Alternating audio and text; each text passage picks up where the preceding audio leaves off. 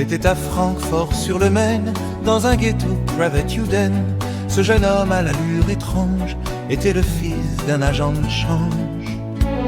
Ce fut, si je m'en souviens bien, en 1780 qu'il reprit pour de bon la blouse à son comptoir de l'Écu Rouge. Il n'était l'ami de personne, tout à la merci des pogroms, mais il tenait pour évident qu'on ne peut avancer qu'en marchant.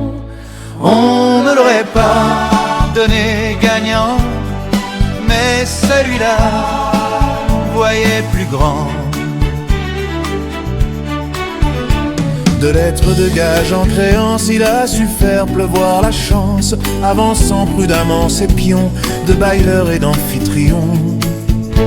Circonvenant ses détracteurs au chevet du prince électeur, il devint d'abord son banquier, puis son partenaire d'échiquier. Élevé au rang du juif de cour, de confidence en calembour, déjouant les pièges et les excès, il vola d'échec en succès. On n'aurait pas misé sur lui, mais celui-là y jouait sa vie.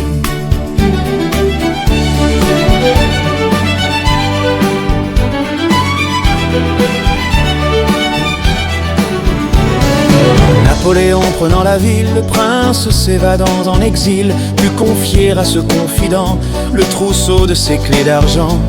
L'or s'employant à discrétion, sans lucre ni ostentation, il multiplia les crédits comme l'arbre débordant de fruits. Surpassant tous les objectifs, actif à combler son passif, il laissa courir ses idées dans un tableau à double entrée. On aurait dit l'heureuse fin, mais celui-ci a vu plus loin.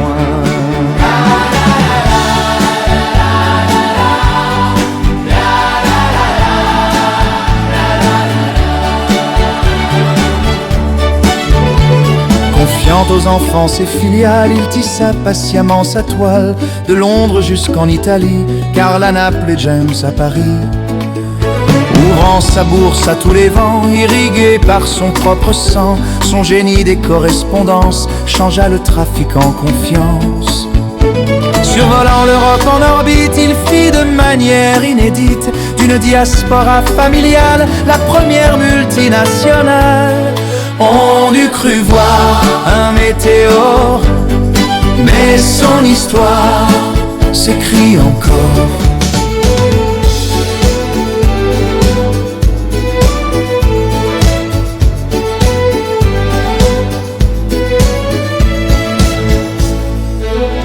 Ayant amassé des fortunes, fait baron à titre posthume, il leur légua comme un vieux sage un nom gravé en héritage.